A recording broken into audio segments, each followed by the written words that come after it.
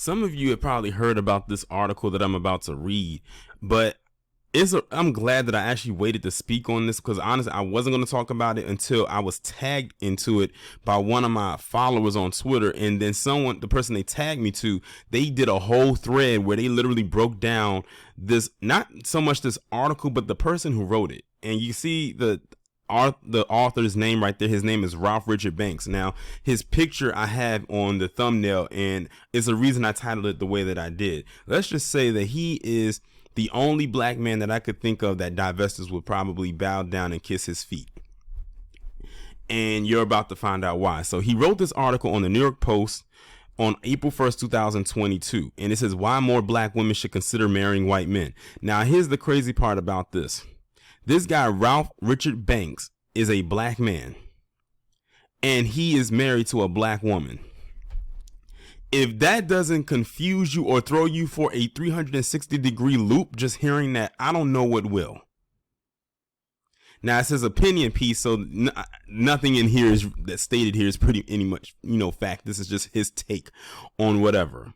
But I'm going to go ahead and read the article, and I'm going to talk a little bit more about this Ralph Richard Banks character based on some things that I've learned. I'm going to actually read the thread that was sent to me.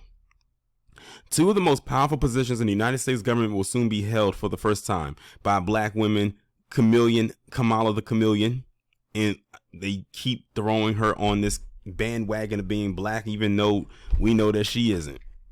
That's why I call her Kamala the Chameleon, because she will claim anything that she can at the time in order to get what she wants. And Ketanji Brown-Jackson. Harris, as we all know, is the vice president of the United States, and Brown-Jackson could soon become a Supreme Court justice. But Harris and Brown-Jackson also share a personal attribute that is equally noteworthy. Each has a white husband. Now, what's interesting about this is that I bet you he would not talk about this if this came to the Obamas, considering Barack Obama is married to Michelle Obama, who was a black woman, and he held the highest position in the land that you could hold.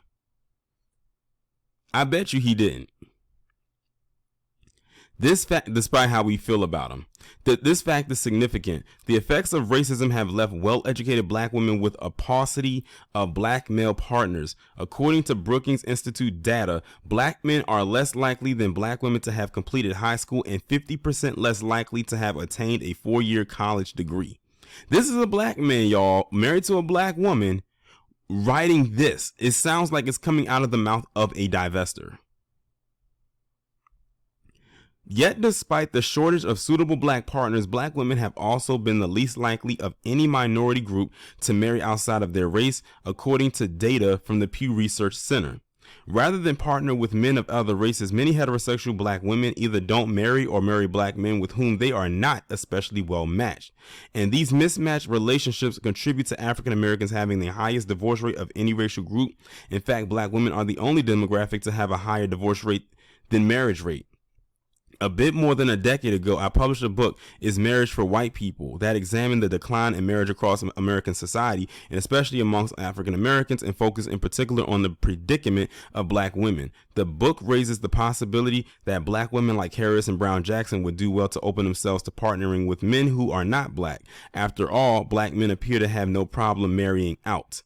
That same Pew report revealed that they are twice as likely as black women to have a non-black spouse. My book generated considerable controversy and exposed fissures within black America. While younger people appeared more open to interracial relationships, a black woman old enough to be my mother made a point of telling me that I was a disgrace to my race. But the most significant fissure was between black men and women. While some black women were made uncomfortable by the book and the way it put them in the spotlight, many others embraced its message of empowerment. That was a message that not all black men wanted to hear.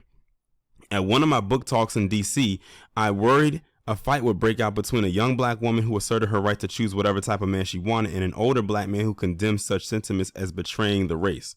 Other critics, including some black women, contended that white racism precluded black women from finding non-black partners, and this convinced many black women that they cannot or should not partner with a non-black man, even if the alternative was remaining unpartnered or in a bad relationship. As a result, many black women feel they should marry down before they marry out. I explain in the book why black women should not be pressured to sacrifice their own chances for happiness out of some misplaced loyalty to black men, nor should black women feel beholden to black men under the guise of advancing the race. If the price of racial solidarity is a bad, intimate relationship, then the cost is too high. Black women should not be held hostage to the struggles of black men. Did you hear that sentence? Black women should not be held hostage to the struggles of black men. This, again, is a black man married to a black woman writing this stuff, and he's talking down on black women. On black men, while holding black women on a pedestal, but only the pedestal that leads them to the other side. This guy is not even in an interracial relationship himself, and he's talking as if he is. You would think that he is. If you did not know this was written by a black man, you would swear that a divester wrote this. True, race can provide a basis of compatibility, but race itself cannot solely sustain a relationship, and there are many bases of compatibility other than race. Black women's increased rate of interracial marriage from a mere 3% in 1980 to 12% in 2017, according to the Pew Research Center, also reflects their increasing autonomy to choose partners that best serve them. They should not have to apologize or feel guilty for doing so. There had been little discussion in the media or culture about the white partners of prominent black women like Harris or Brown-Jackson, and I hope this reflects the increasing social acceptance of such unions. If so, then black women will be able to enjoy the relationship freedom they deserve. Now I'm going to read that part again, because I need you to understand what he just said. There has been little discussion in the media or culture about the white partners of prominent black women like Kamala the Chameleon and Brown-Jackson. Let me pause right there because it's an ongoing sentence. So you basically, your goal is for them to focus more on the fact that they have white spouses more than anything else. Because that's what I gathered from that little part right there. Little discussion in the media or culture, mainly because some probably don't care. And some people just don't care. But see, the thing is, they're pushing this because it's an agenda. And usually what happens when an agenda is usually attention based. Like you're seeking attention from a lot of times all the wrong places, or wherever you can get it, which a lot of times could be all the wrong places. Again, this is a black man married to a black woman sounding like a whole divester. Then he says, I hope this reflects the increasing social acceptance of such unions. If so, then black women will be able to enjoy the relationship freedom they deserve. So if more people talk about it, it'll become more socially accepting. They're going to do it regardless of what anybody says. So why bother? Now get this Ralph Richard Banks, he's a professor of law at Stanford Law School. What does anything that he just wrote here have to do with law? As a matter of fact, the thread that I'm about to read to you, you tell me if anything that he wrote in this article has anything to do with law. I'm about to pull it. I'm not going to scroll through. I'm just going to read it off on my phone. And shout out to T over at Champagne Sharks for actually doing this thread. Now, this is a person right here who does excellent, thorough research on individuals. And it starts out with this. He says, I'm married to a woman of South Asian descent, so I'm clearly not judging people who want to marry outside their race. I'm just wondering why they've been pushing this specific man and his message for 12 years. 12 years. This guy did not just come out of nowhere. He's been talking like this for the last decade. Major outlets have been pushing this guy since like 2010. He's been covered in tons of major newspapers and magazines and even appeared on network and cable news a ton, preaching this gospel. 10 years ago, CNN had him on 3 times in a single year. I remember it. When I saw they dragged him out again in 2022, I thought he had a new book or topic, but nope, same one. White mainstream society clearly is trying to push this guy and his message in a way I find suspect and weird. He's a Stanford law professor. What does this have to do with law? I asked the same thing. I would not mind if his argument was there are too few marriageable black men, and if you have a chance to find true love outside your race, so be it. But his work and speeches always make sure to pin black men's failings on their cultural pathology and internal failings. His work is very specifically about black men being a lost cause and to leave them to their fate in a way that implies and sometimes outright states they deserve it, rather than that they're specifically targeted to fail by external forces and centuries of history.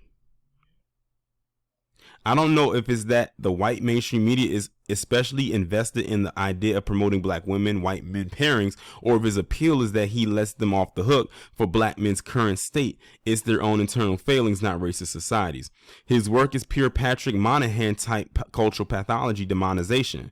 They found a black guy who's not publicly identified as a conservative to say it instead, and it's hilarious. And it says, anyway, if you want to see his years and years of mainstream media appearances and academic panels on including his 3 CNN segments in a single year, and you can check them out here. And he posted a link to a YouTube video. And then he posts another link where he's on NBC Nightline, and it says with a written article accompanying it. He was also on ABC News Radio. Keep in mind, these are all a fraction of his appearances because the media wasn't as thorough in documenting and saving all the media segments online as they are now. It's actually the opposite. He's the one who actually, oh, I'm sorry about that. I was about to read a reply that he gave to somebody else. And I'll read the reply. He said it's actually the opposite. He's the one who actually first mainstream woke reasons for dating white men as a form of political self-care. Lots of the social justice people we know today used to cite his book as inspiration years ago. He inspired them more than vice versa. Even when he wasn't doing personal appearances, his book was at least getting reviewed. And it says that then he posted a video of the young Turks discussing his book 10 years ago. Then it says an example of social justice people citing this book for years can be seen here, where For Harriet, aka Kimberly Foster, cited the author majorly. Then they said here he is at a speech in the early 2010s, and my problem here is he's not even saying there are less marriageable black men or that black women should consider dating out, but rather look at how he frames black male outcomes: failure, underachievement, never systemic racism. Now what I'm going to do is I'm going to actually play the little clip that he's talking about, and you can actually hear it for yourself. Black women have the smallest group of men within their race to marry. Black women have the smallest group of men within their race to marry, right? Because of incarceration, educational achievement, economic failures. So there's the little small clip right there. It was only like 15 seconds. He says, I think a lot of people pushing this man are relying on the fact that in the media and on internet, people have very short memories or attention spans. So I want to keep contextualizing this man's odd resurgence. And this is an article about his media bliss from 2011, and they put another article. More context on the media climate at the time and how long this has been an agenda. Article doesn't mention Banks by name, but cites media segments he appeared in, and it's a good summary of the topic coverage. Then they posted another screenshot from an article from the Washington Post that says an interracial fix for black marriage. Black women could find more partners across the race line, and it might just spur more black couples to wed. And that was posted August 6, 2011.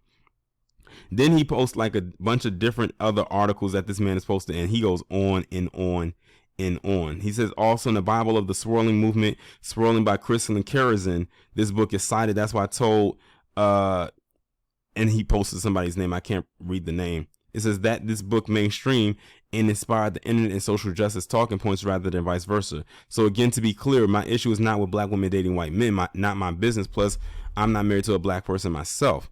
I'm more curious as to why it's such a broad cross section of interest invested in promoting this specific guy and his particularly toxic message. For 12 years, everyone from conservative Wall Street Journal and New York Post to centrist Washington Post and New York Times and Daily Beast to intersectional feminists, for Harriet to progressive young Turks to swirling and divesting movements, have been relentlessly platforming this guy. The point is, don't always fall into the trap of arguing at face value what they put in front of you as bait. I'm less interested in specific merits of his argument at this point and more curious about the meta agenda, because the dominant society really wants to push this. And that's how he ends it off. So you just heard me read that entire thread, and what I'll do is I can post the link to the thread. As a matter of fact, let me go ahead and send this to myself now just in case. And you can actually go and look at the articles in which I was talking about, the different links that he posted in it, because he posted quite a few of them.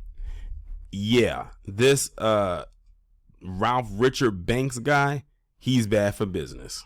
He's good for their business, but he's bad for our business. Like I said, again, I reiterate it for like the 4th time. This is a black man married to a black woman, and he sounds like a whole divester.